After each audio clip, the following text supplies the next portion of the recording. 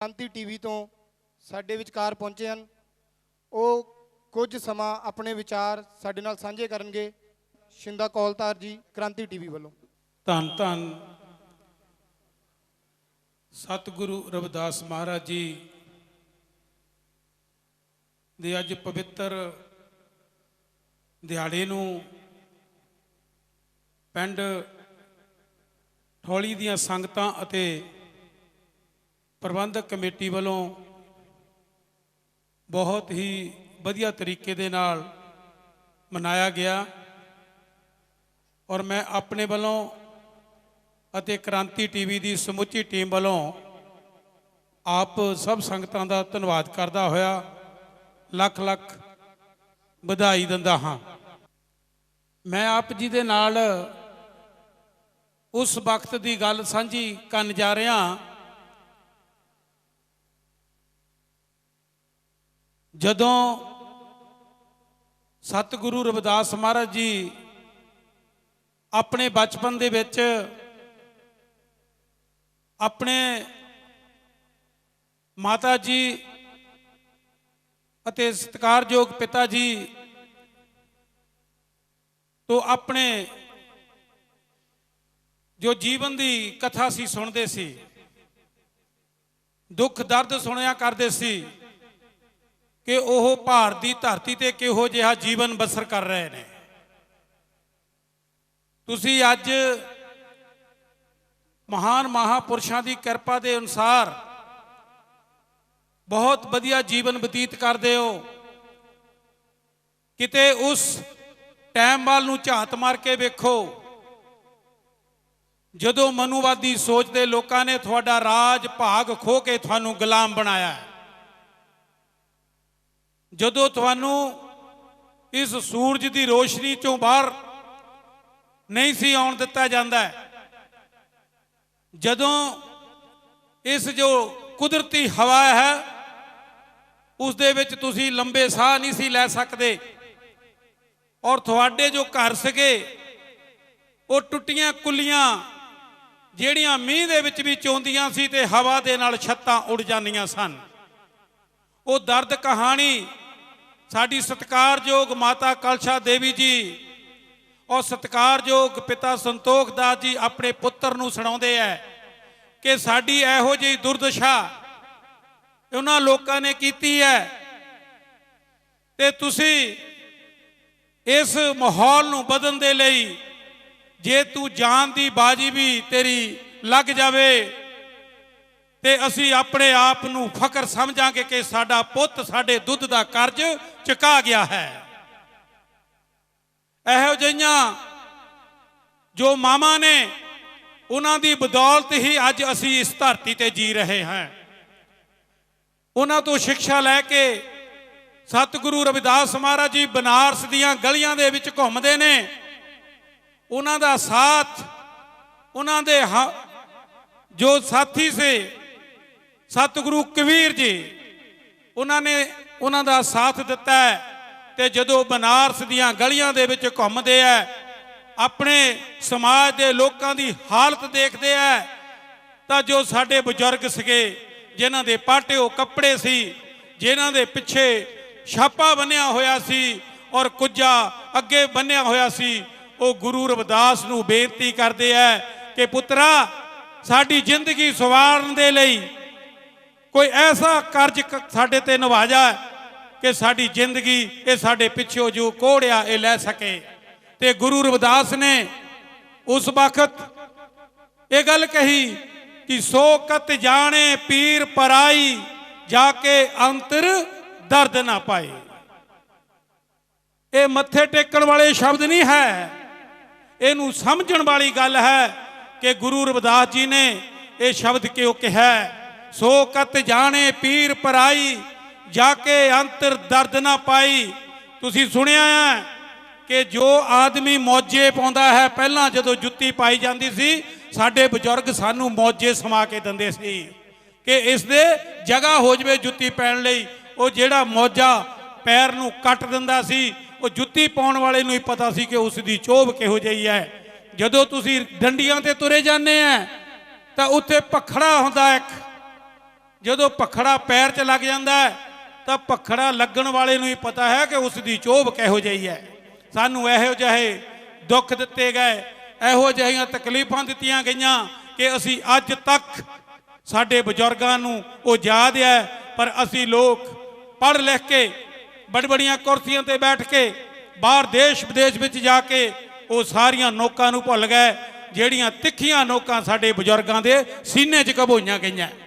ਔਰ ਉਸ ਦਿਨ ਤੋਂ ਗੁਰੂ ਰਵਿਦਾਸ ਜੀ ਨੇ ਕਿਹਾ ਕਿ ਬਹੁਤ ਜਨਮ ਬਿਛਰੇ ਤੇ ਮਾਧੋ, ਇਹ ਜਨਮ ਤੁਮਾਰੇ ਲੇਖੇ, ਕਿ ਇਹ ਜਿਹੜਾ ਮੇਰਾ ਜਨਮ ਹੈ ਇਹ ਮੈਂ ਇਸ ਦੱਬੇ ਕੁਚਲੇ ਸਮਾਜ ਨੂੰ ਉਠਾਲਣ ਦੇ ਲਈ ਆਪਣਾ ਜੀਵਨ ਇਹਨਾਂ ਤੇ ਵਾਰ ਦਊਂਗਾ।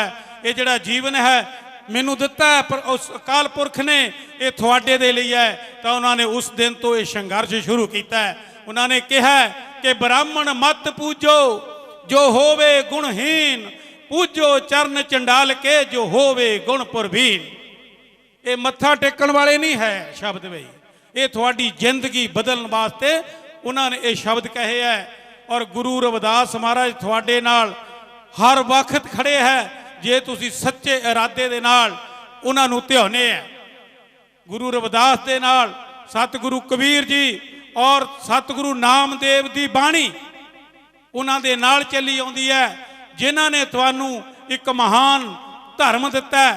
ਮੈਂ ਇੱਥੇ ਇੱਕ ਗੱਲ ਕਹਿ ਦਿਆਂ ਕਿ ਜਦੋਂ ਭਾਰਤ ਦੀ ਧਰਤੀ ਦੇ ਉੱਤੇ ਸਾਡੇ ਰਾਜਿਆਂ ਦਾ ਰਾਜ ਸੀਗਾ, ਜਦੋਂ ਭੈਰੋਂ ਦਾ ਰਾਜ ਸੀਗਾ, ਜਦੋਂ ਰਾਹੂ ਤੇ ਕੇਤੂ ਦਾ ਰਾਜ ਸੀਗਾ, ਜਦੋਂ ਸਾਡੀ ਦਾਦੀ ਪੜਦਾਦੀ ਮਾਂ ਤਾੜਕਾ ਦਾ ਰਾਜ ਸੀਗਾ, ਤੇ ਤੁਹਾਡੇ 7-7 ਮੰਜ਼ਲੇ ਮਕਾਨ ਸੀਗੇ, 13 ਫੁੱਟ ਦੀਆਂ ਬੀਆਂ ਸੀਗੀਆਂ ਤੇ 30-30 ਫੁੱਟ ਦੀਆਂ ਤੁਹਾਡੀਆਂ ਸੜਕਾਂ ਸੀ, ਤੁਹਾਨੂੰ ਸਾਫ਼ ਕਰਨ ਦੀ ਲੋੜ ਨਹੀਂ ਸੀ ਪੈਂਦੀ। ਇਹ ਕੁਦਰਤੀ ਹਵਾਵਾਂ ਜਿਹੜੀਆਂ ਸੀਗੀਆਂ ਇਹ ਤੁਹਾਡੀਆਂ ਗਲੀਆਂ ਤੁਹਾਡੇ ਰਸਤੇ ਆਪ ਖੁਦ ਸਾਫ਼ ਕਰਦੀਆਂ ਸੀ। ਔਰ ਭਾਰਤ ਦੀ ਧਰਤੀ ਤੋਂ ਬਾਹਰ ਆਏ ਹੋ ਲੋਕ ਜਿਹੜੇ ਅੱਜ ਤੱਕ ਤੁਹਾਡੇ ਤੇ ਰਾਜ ਕਰਦੇ ਆ, ਉਹਨਾਂ ਲੋਕਾਂ ਨੇ ਤੁਹਾਡੇ ਇਹ ਰਾਜੇ ਮਹਾਰਾਜੇ ਮਾਰ ਕੇ ਆਪਣਾ ਰਾਜ ਸਥਾਪਿਤ ਕੀਤਾ ਤੇ ਅਸੀਂ ਅੱਜ ਤੱਕ ਭੀਖ ਮੰਗਦੇ ਆ ਕਿ ਸਾਨੂੰ ਵੀ ਗੱਦੀ ਦਿੱਤੀ ਜਾਵੇ, ਸਾਨੂੰ ਵੀ ਕੁਰਸੀ ਦਿੱਤੀ ਜਾਵੇ। ਪਰ ਅਸੀਂ ਗੁਰੂ ਰਵਿਦਾਸ ਤੇ ਸਤਿਗੁਰੂ ਕਬੀਰ ਦੀਆਂ ਗੱਲਾਂ ਨੂੰ, ਸਤਿਗੁਰੂ ਨਾਮਦੇਵ ਦੀਆਂ ਗੱਲਾਂ ਨੂੰ ਵਿਸਾਰ ਦਿੱਤਾ। ਹਸਤ ਖੇਲ ਤੇਰੇ ਦੁਆਰੇ ਆਇਆ, ਨਾਮਾ ਪਕੜ ਮਾਰ ਉਠਾਇਆ। ਇਸ ਦੇ ਵੱਲ ਧਿਆਨ ਮਾਰੋ, ਉਹਨੂੰ ਕੀ ਗੱਲ ਕਹੀ ਹੈ। ਇਹ ਜਿਹੜੀ ਗੱਲ ਕਹੀ ਹੈ ਇਹ ਮਾਮੂਲੀ ਜਿਹੀ ਗੱਲ ਨਹੀਂ ਹੈ। ਜਿਸ ਵਕਤ ਜਿਹੜੇ ਪੰਡਤ ਲੋਕ ਸੀ ਆਪਣੇ ਰਾਮ ਨੂੰ ਰਾਜੀ ਕਰਨ ਵਾਸਤੇ ਢੋਲਕੀਆਂ ਛੈਣੇ ਚਿਮਟੇ ਵਜਾਉਂਦੇ ਹੋਏ ਜਾ ਰਹੇ ਆ, ਤਾਂ ਇੱਕ 10 ਸਾਲ ਦਾ ਬਾਲਕ ਸਤਿਗੁਰੂ ਨਾਮਦੇਵ ਉਹਨੇ ਆਪਣੇ ਪੈਰਾਂ 'ਚੋਂ ਚੱਪਲਾਂ ਖੋਹੀਆਂ ਲਾ ਕੇ ਤਾਂ ਉਹ ਵੀ ਵਜਾਉਂਦਾ ਤਾੜੀ ਉਹਨਾਂ ਦੇ ਮਗਰ ਚਲੇ ਗਿਆ। ਜਦੋਂ ਮੰਦਿਰ 'ਚ ਗਿਆ ਤਾਂ ਉੱਥੇ ਦੇ ਪੰਡਤਾਂ ਨੇ ਉਹ ਪਹਿਚਾਣ ਲਿਆ ਕਿ ਇਹ ਸ਼ੂਦਰਾਂ ਦਾ ਮੁੰਡਾ ਹੈ। ਅੱਜ ਸਤਿਗੁਰੂ ਨਾਮਦੇਵ ਸ਼ੀਂਬੇ ਜਿਹੜੇ ਹੈ ਆਪਣੇ ਆਪ ਨੂੰ ਸ਼ੂਦਰ ਨਹੀਂ ਕਹਾਉਂਦੇ। ਸਤਿਗੁਰੂ ਕਬੀਰ ਨੂੰ ਮੰਨਣ ਵਾਲੇ, ਕਬੀਰ ਦੀ ਜਾਤ ਦੇ ਲੋਕ, ਜਲਾਹੇ ਜਾਤ ਦੇ ਲੋਕ ਆਪਣੇ ਆਪ ਨੂੰ ਸ਼ੂਦਰ ਨਹੀਂ ਮੰਨਦੇ। ਜੱਟ ਬਰਾਦਰੀ ਦੇ ਲੋਕ ਆਪਣੇ ਆਪ ਨੂੰ ਸ਼ੂਦਰ ਨਹੀਂ ਸਮਝਦੇ। ਲੋਹਾਰ ਤਖਾਣ ਜਿੰਨੀਆਂ ਜਾਤਾਂ ਜੱਟ ਤੋਂ ਲਾ ਕੇ ਗਧੀਲੇ ਤੱਕ ਇਹ ਕੋਈ ਵੀ ਆਪਣੇ ਆਪ ਨੂੰ ਸ਼ੂਦਰ ਨਹੀਂ ਸਮਝਦਾ।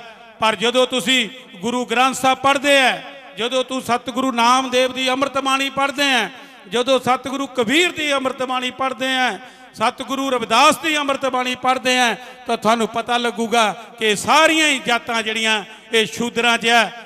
ਤੁਹਾਨੂੰ ਇੱਕ ਗੱਲ ਇਹ ਮੈਂ ਜ਼ਰੂਰ ਦੱਸਣੀ ਚਾਹੂੰਗਾ ਕਿ ਭਾਰਤ ਦੇ ਅੰਦਰ ਸਿਰਫ ਬੰਦਾ ਪੈਦਾ ਕੀਤਾ ਗਿਆ ਹੈ।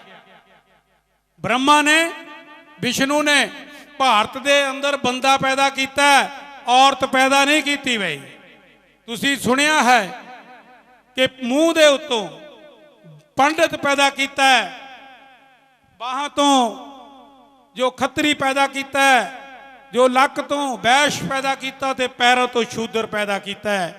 ਤੇ ਔਰਤ ਨੂੰ ਐਡੀ ਵੱਡੀ ਗਾਲ ਕੱਢੀ ਹੈ ਕਿ ਜਿਸ ਦੇ ਕੁੱਖ ਦੇ ਵਿੱਚੋਂ ਵੱਡੇ ਵੱਡੇ ਰਾਜੇ ਮਹਾਰਾਜੇ, ਗੁਰੂ ਰਵਿਦਾਸ ਵਰਗੇ, ਗੁਰੂ ਨਾਨਕ ਦੇਵ ਵਰਗੇ, ਗੁਰੂ ਗੋਬਿੰਦ ਸਿੰਘ ਵਰਗੇ ਮਹਾਨ ਮਹਾਪੁਰਸ਼ਾਂ ਨੇ ਜਨਮ ਲਿਆ, ਉਹਨੂੰ ਕਿਉਂ ਨਹੀਂ ਪੈਦਾ ਕੀਤਾ? ਵੀ ਫਿਰ ਔਰਤ ਭਾਰਤ ਦੀ ਆਈ ਕਿੱਥੋਂ? ਕਦੀ ਅਸੀਂ ਸੋਚਿਆ ਨਹੀਂ ਹੈ ਕਿ ਸਾਨੂੰ ਇਸ ਧਰਤੀ ਦੇ ਰਾਜੇ ਰਾਣੀਆਂ ਨੂੰ ਉਹਨਾਂ ਲੋਕਾਂ ਨੇ ਗੁਲਾਮ ਬਣਾ ਕੇ ਸਾਡਾ ਕਚੂੰਬੜ ਕਰ ਦਿੱਤਾ ਹੈ ਤੇ ਸਾਨੂੰ ਇੱਕੋ ਹੀ ਚੀਜ਼ ਦੇ ਮਗਰ ਲਾ ਕੇ ਉਹਨਾਂ ਨੇ ਸਾਡਾ ਦਿਮਾਗ ਜਿਹੜਾ ਹੈ ਇਹਦੇ ਵਿੱਚ ਇਹੋ ਜਿਹਾ ਟੋਪੀ ਵਾਲੇ ਕਿੱਲ ਠੋਕੇ ਕਿ ਅਸੀਂ ਆਪਣੇ ਆਪ ਨੂੰ ਸੋਚਣਾ ਬੰਦ ਕਰ ਦਿੱਤਾ ਹੈ। ਮਾਧੋ ਅਵਿਦਿਆ ਹਿਤਕੀਨ ਵਿਵੇਕ ਦੀਪ ਮਲੀਨ।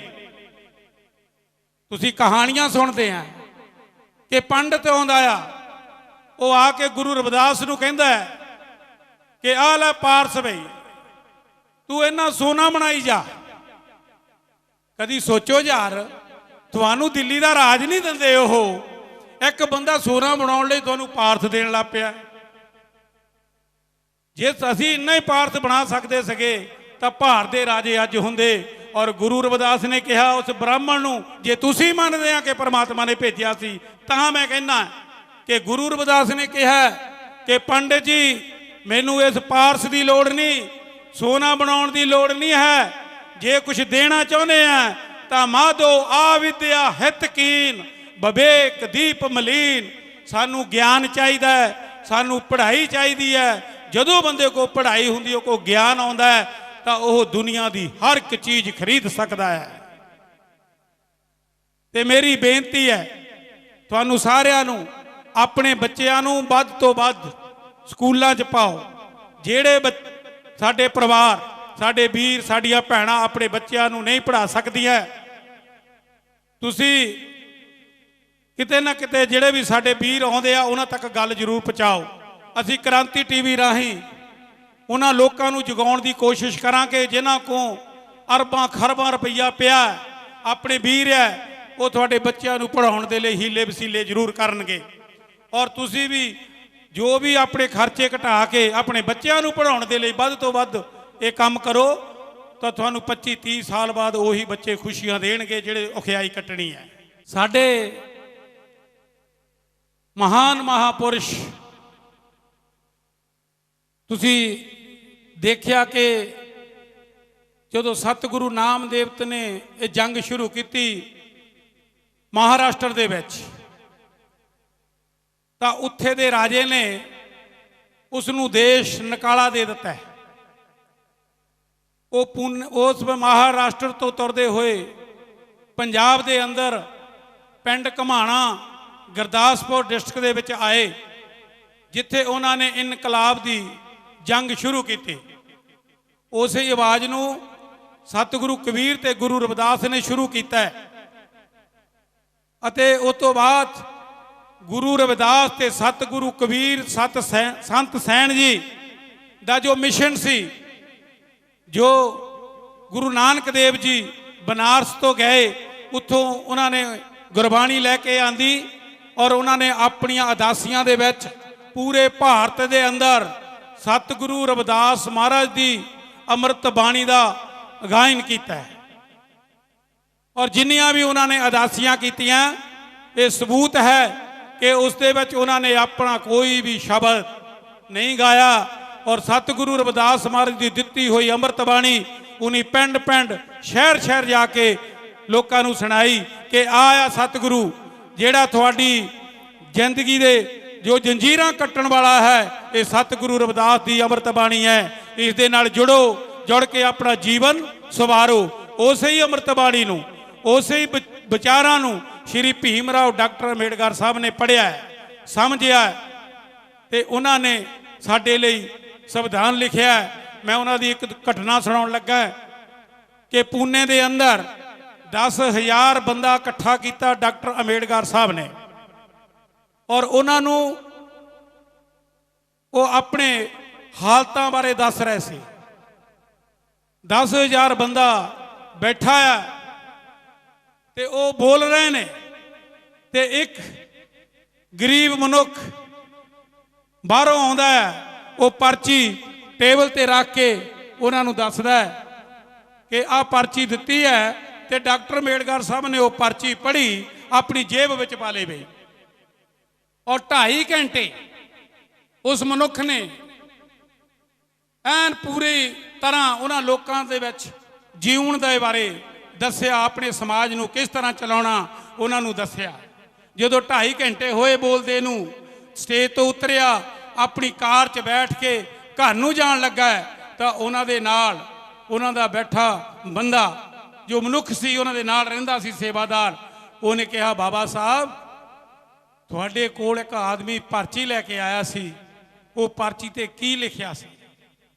ਤਾਂ ਉਸ ਵਕਤ ਬਾਬਾ ਸਾਹਿਬ ਨੇ ਉਹ ਪਰਚੀ ਕੱਢੀ, ਉਸ ਮਨੁੱਖ ਨੂੰ ਫੜਾਤੀ, ਆ ਲੈ ਵੇ ਤੂੰ ਦੇਖ ਲੈ ਕੀ ਹੈ। ਤਾਂ ਜਦੋਂ ਪਰਚੀ ਪੜ੍ਹੀ ਤਾਂ ਉਹ ਮਨੁੱਖ ਭੁੱਬਾ ਮਾਰ ਕੇ ਰੋ ਪਿਆ ਕਿ ਮਹਾਨ ਆ ਤੂੰ ਡਾਕਟਰ ਅੰਬੇਡਕਰ ਸਾਹਿਬ, ਮਹਾਨ ਆ ਤੂੰ ਗੁਰੂਆਂ ਦਾ ਵੀ ਗੁਰੂ ਆ ਯਾਰ। ਕਿਉਂ? ਉਹ ਪਰਚੀ ਤੇ ਲਿਖਿਆ ਸੀ ਕਿ ਤੇਰੇ ਭਰਾ ਦੀ ਮੌਤ ਹੋ ਗਈ ਹੈ।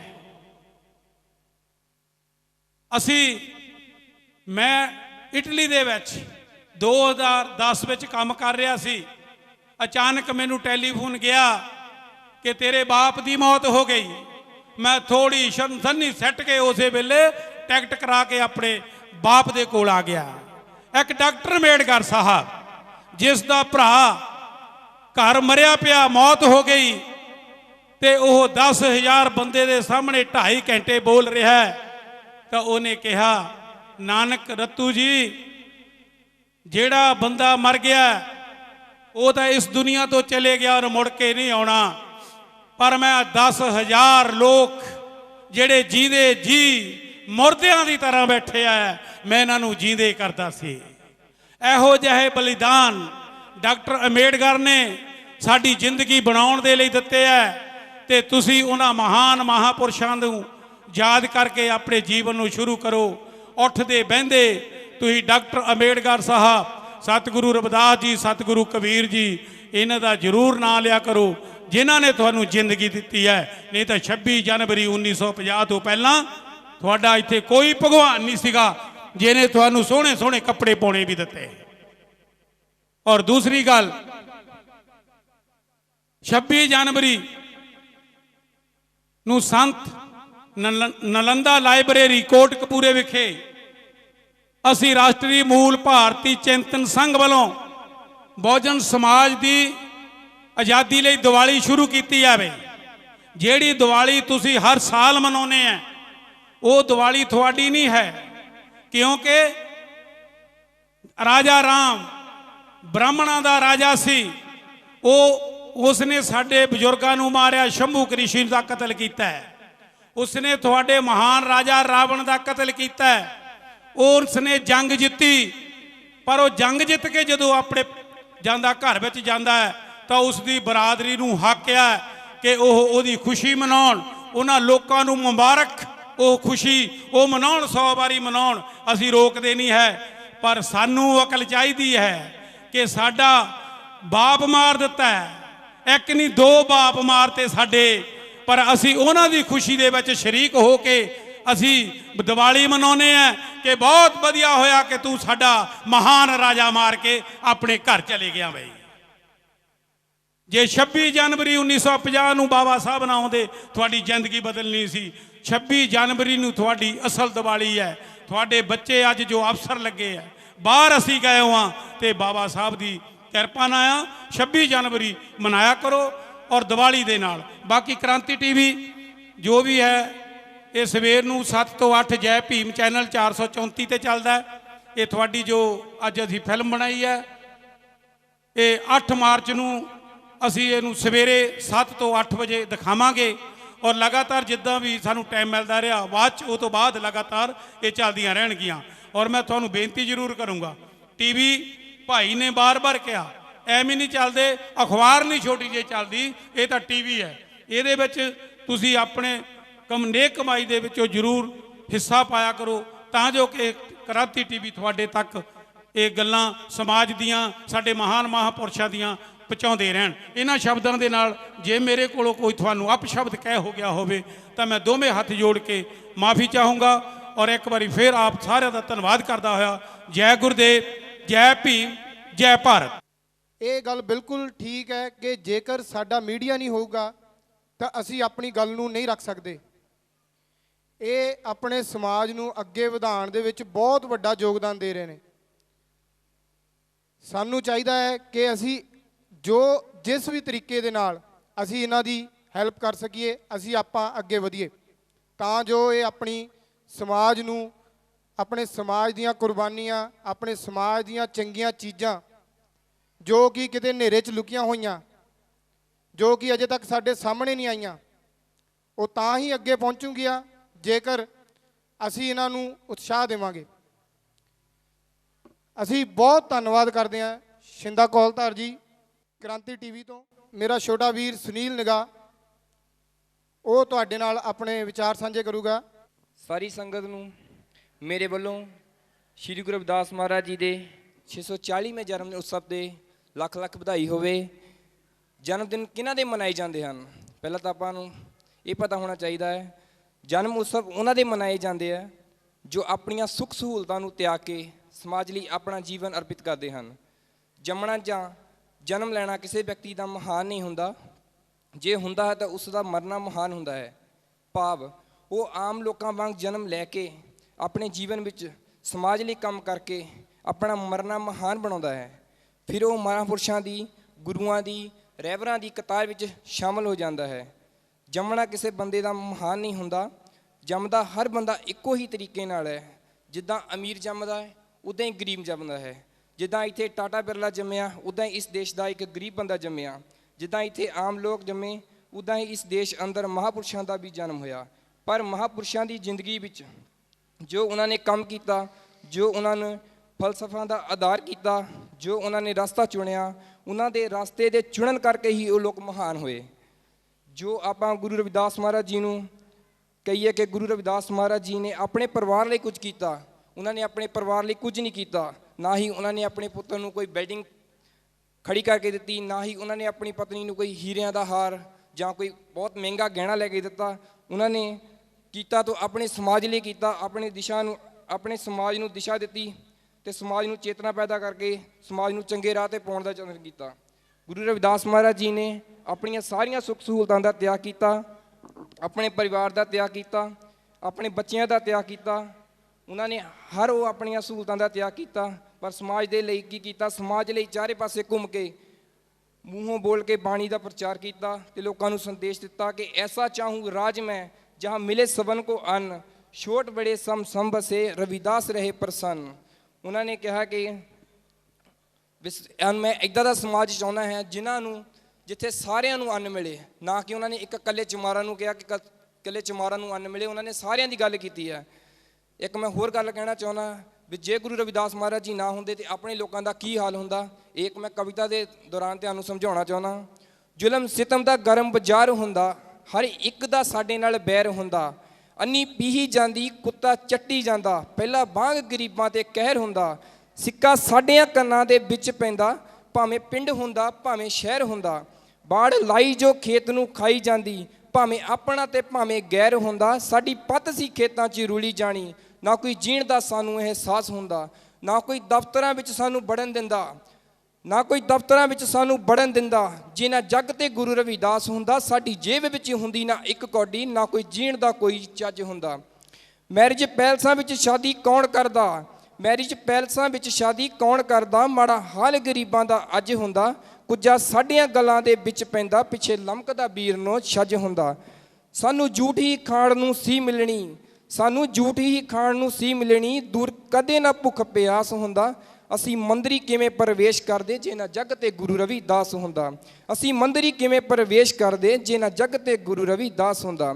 ਜੇ ਨਾ ਵਿਦਿਆ ਪੜ੍ਹਨ ਦਾ ਹੁਕਮ ਹੁੰਦਾ, ਸਾਡਾ ਜੀਣਾ ਫਿਰ ਪਸ਼ੂ ਸਮਾਨ ਹੁੰਦਾ। ਨਾ ਕੋਈ ਅਕਲ ਨਾ ਹੁਨਰ ਤਹਿਜੀਬ ਹੁੰਦੀ, ਚੌਹਾਂ ਅੱਖਰਾਂ ਦਾ ਜੇ ਨਾ ਗਿਆਨ ਹੁੰਦਾ। ਸਾਨੂੰ ਵੋਟ ਪਾਉਣ ਦਾ ਨਾ ਹੱਕ ਹੁੰਦਾ, ਪਹਿਲੇ ਵਾਂਗ ਹੀ ਗੁੱਸੇ ਭਗਵਾਨ ਹੁੰਦਾ।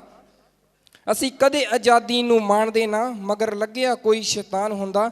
ਛੂਤ ਛਾਤ ਦਾ ਖੂਬ ਪ੍ਰਚਾਰ ਹੁੰਦਾ, ਪਹਿਲਾਂ ਵਾਂਗ ਹੀ ਅੰਧ ਵਿਸ਼ਵਾਸ ਹੁੰਦਾ। ਗਹਿਣੇ ਕੱਟੇ ਨਾ ਕੋਈ ਵੀ ਪਾਉਣ ਦਿੰਦਾ, ਜੇ ਨਾ ਜੱਗ ਤੇ ਗੁਰੂ ਰਵਿਦਾਸ ਹੁੰਦਾ, ਜੇ ਨਾ ਜੱਗ ਤੇ ਗੁਰੂ ਰਵਿਦਾਸ ਹੁੰਦਾ। ਫਿਰ 19ਵੀਂ ਸਦੀ ਵਿੱਚ ਆਪ ਸਤਿਗੁਰੂ ਭੀਮਾ ਬਾਈ ਦੀ ਕੁੱਖੋਂ ਵਿੱਚ ਆ ਗਿਆ ਸੀ।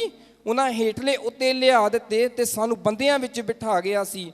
ਜੁੱਤੀ ਆਖ ਦੇ ਪੈਰ ਦੀ ਇਸਤਰੀ ਨੂੰ, ਜੁੱਤੀ ਆਖ ਦੇ ਪੈਰ ਦੀ ਇਸਤਰੀ ਨੂੰ ਭੀਮ ਰਾਓ ਪ੍ਰਧਾਨ ਬਣਾ ਗਿਆ ਸੀ। ਛੂਤ ਛਾਤ ਦੇ ਨਾਗ ਨੂੰ ਨੱਥ ਪਾ ਕੇ ਸੋਹਣਾ ਜਿਹਾ ਸੰਵਿਧਾਨ ਬਣਾ ਗਿਆ ਸੀ, ਸੋਹਣਾ ਜਿਹਾ ਸੰਵਿਧਾਨ ਬਣਾ ਗਿਆ ਸੀ।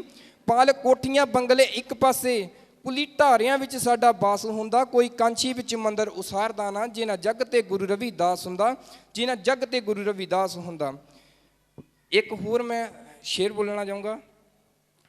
ਗੁਰੂ ਰਵਿਦਾਸ ਜੀ ਕਚਹਿਰੀ ਵਿੱਚ ਕਹਿਣ ਲੱਗੇ, ਸੱਚ ਝੂਠ ਦਾ ਮੈਂ ਕਰਾਂਗਾ ਨਿਤਾਰ ਲੋਕੋ, ਇੱਕ ਜੰਜੂ ਦੀ ਕੀ ਤੁਸੀਂ ਗੱਲ ਕਰਦੇ, ਆ ਲੋ ਚੁੱਕ ਲੋ ਜੁਗਾਂ ਦੇ ਜੰਜੂ ਚਾਰ ਲੋਕੋ। ਪੱਥਰੀ ਤਾਰਨ ਲਈ ਤੁਸੀਂ ਮਜਬੂਰ ਕੀਤਾ, ਦਿੱਤੀ ਪੱਥਰੀ ਵੀ ਗੰਗਾ ਵਿੱਚ ਤਾਰ ਲੋਕੋ। ਤੁਹਾਡੇ ਜ਼ੁਲਮਾਂ ਨੂੰ ਵੇਖ ਧਰਤੀ ਰੋਣ ਲੱਗੀ, ਲੈਣਾ ਪੈ ਗਿਆ ਏ ਮੈਨੂੰ ਅਵਤਾਰ ਲੋਕੋ। ਚਿੱਚਾ ਚੰਮ ਹੁੰਦਾ, ਮੰਮਾ ਮਾਸ ਹੁੰਦਾ, ਉਹ ਨਾੜੀਆਂ ਹੈ ਜਿਹੜਾ ਕੰਨਾਂ ਲਾਇਆ ਰਾਰਾ ਰੱਤ ਹੁੰਦਾ, ਜਿਹਨੂੰ ਖੂਨ ਕਹਿੰਦੇ ਏਦਾਂ ਬਣਦਾ ਚਿੱਚਾ ਮੰਮੇ ਨੂੰ ਕੰਨਾ ਰਾਰਾ ਚਮਾਰੀ ਲੋਕੋ। ਵਿਜੇ ਹੰਸੀਏ ਕਲਾਕਾਰੀ ਪਰਮਾਤਮਾ ਦੀ, ਇੱਥੇ ਸਾਰਿਆਂ ਨੂੰ ਕਰੋ ਤੁਸੀਂ ਪਿਆਰ ਲੋਕੋ, ਇੱਥੇ ਸਾਰਿਆਂ ਨੂੰ ਕਰੋ ਤੁਸੀਂ ਪਿਆਰ ਲੋਕੋ। ਜੈ ਗੁਰਦੇਵ, ਧੰਨ ਗੁਰਦੇਵ।